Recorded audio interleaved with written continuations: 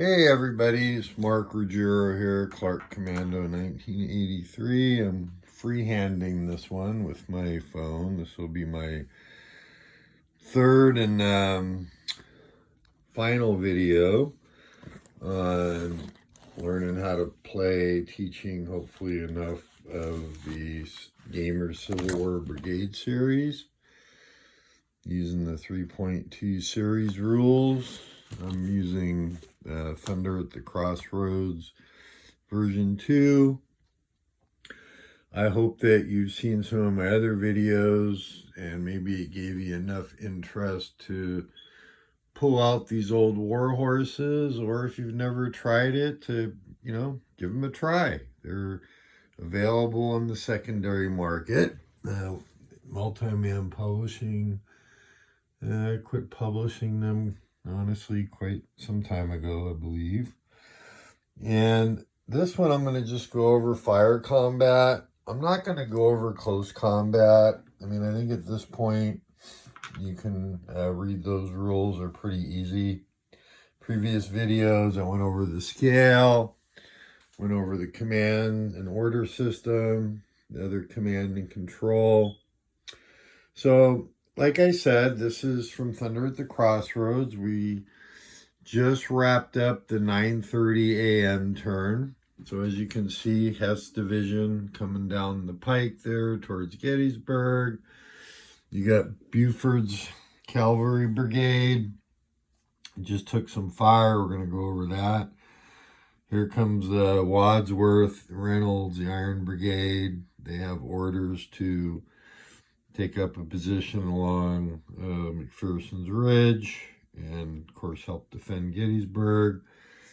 You get Devin over here. He's a cavalry brigade, so he's allowed to have what they call a divisional goal, and he's basically covering the two roads there as approach to Gettysburg. Got some Union reinforcements coming on. But anyways, fire combat. So one of the things that's highly recommended, I hope this freehanding doesn't drive you nuts. I apologize. I just wanted to try to get a little more close up on things. But I highly recommend for the combat system. So the fire combat is you do movement, non-phasing player can fire, then the phasing player. Units are of what they call fire levels, which range between A, B, and C. You have artillery. I'm going to go over that. The most that can fire out of one hex is an A level and 5 cannons. And where the levels come into play, I'll go over that just a little bit here in a second. But what I wanted to say was, looks like there's a lot of die rolling. One of the old operations magazines, and it's actually in the newer rules here, that you can print out. There's a resource site off of the Multi-Man Publishing website. But it recommends rolling all your dice at once. So you can see I made a note to myself, right?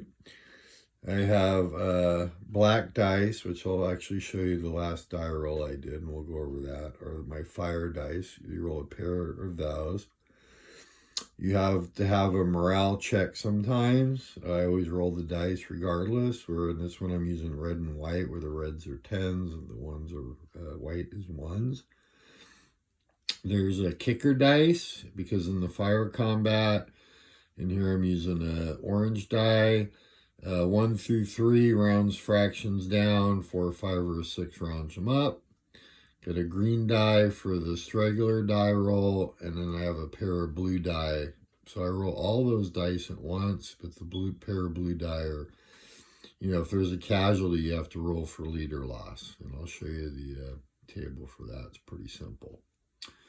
So anyways, like I said, it's after movement's complete. I am using, and you don't have to, if you use the loss chart, which you need to use, I'll show you that also. I am marking these with fire levels just because. But anyway, so the concept of fire levels. So I'm going to go over what this combat was that I rolled. So the Union, fired, and you know, what they chose to do, let me show you the fire combat table. So Confederates moved up, Archer's brigade. We're still deploying Davis's brigade and Pettigrew and stuff on the way. Here's the fire combat table. Right? Fire determination chart. And so what the Union, the non-phasing player fired first. So you have to shoot and add whatever you're shooting at each of your targets. I had set a goal that I wanted this, and the cavalry are plus weapons, right? Because they have the carbines. To shoot 2 hexes away at this Confederate extended line. Thought being, hey, if I force a retreat, it will force this to pull back to stay aligned with it. And extended formations, if I didn't cover them, if you have an A level, you could split into 2 Bs, or AB, which Archer, I believe, starts out as a AB, so I started out as a A, which the higher one always stays with the main counter. In the extended, you know, of course, has the lower fire value. The reason I was doing that was because I wanted to be able to get more fire, because remember, out of a single hex, you can only shoot an A level in a 5 cannon. So anyhow, so that being said, to go over fire combat. So what I wanted to do at Buford here, and he's rated at a, let's see, I'm going to show you on paper here. Let me see, where's Buford at? Let me put this down just a second. Sorry about that. I know it's ugly, it's not pretty, but that's what I get for doing freehand, right? All right, so let's find Buford here. So Buford. Come on, Mark, you're doing a video. Let's not waste people's time. There we go. All right. So Buford, sorry about that. Like I said, I'm using the fire level markers, but I'm not going to unstack. So Buford is right here. Gamble's brigade, as you can see, took 1 casualty, but he's an AB. So when I started, obviously this hex will have the A level, and there's also two cannon in there that are going to shoot, and this has the B level.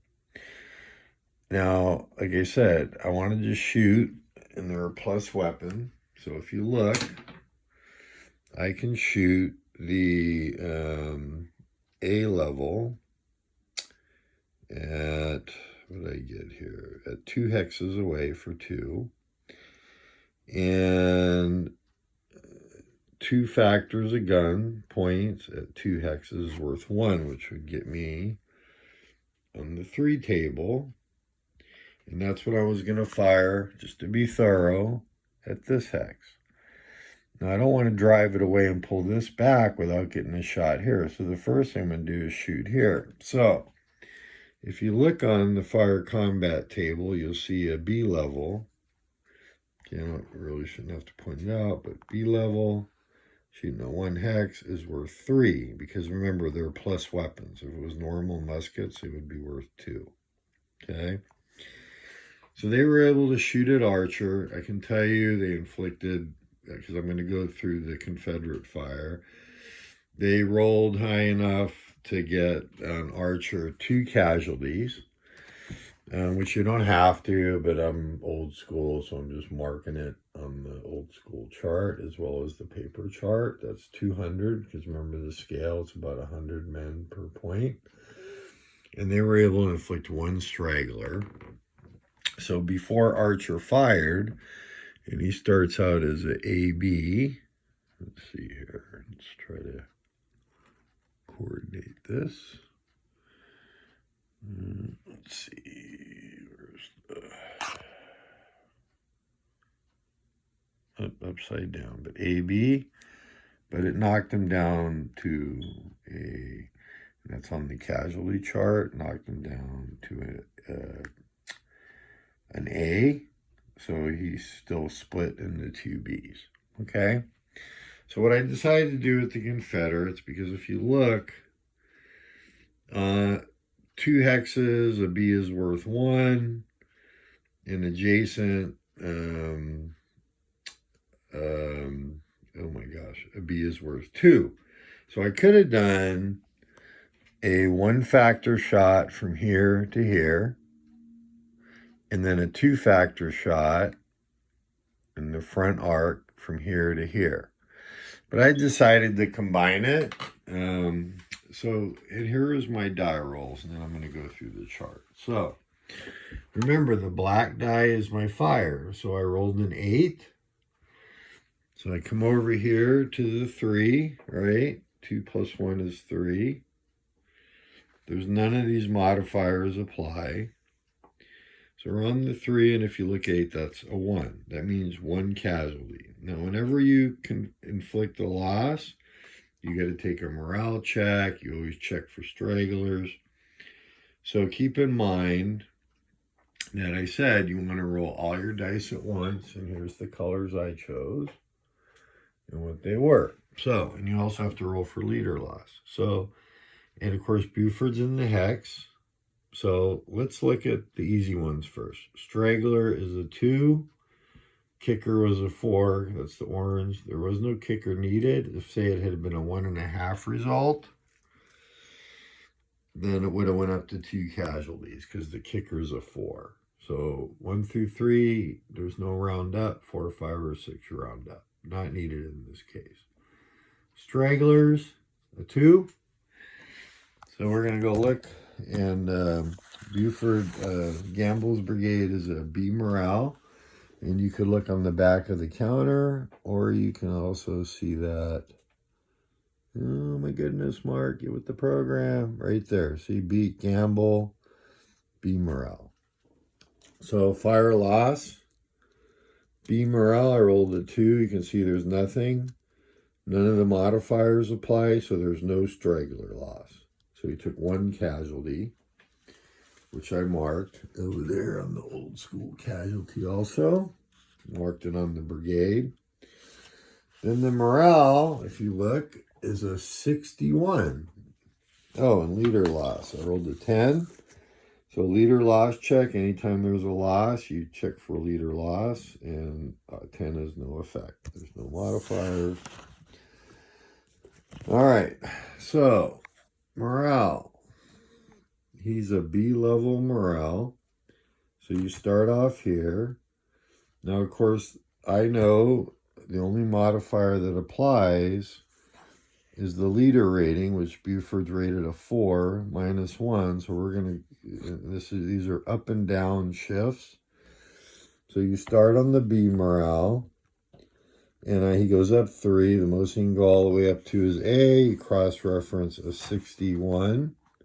So it's a shaken result. And shaken can impact morale checks.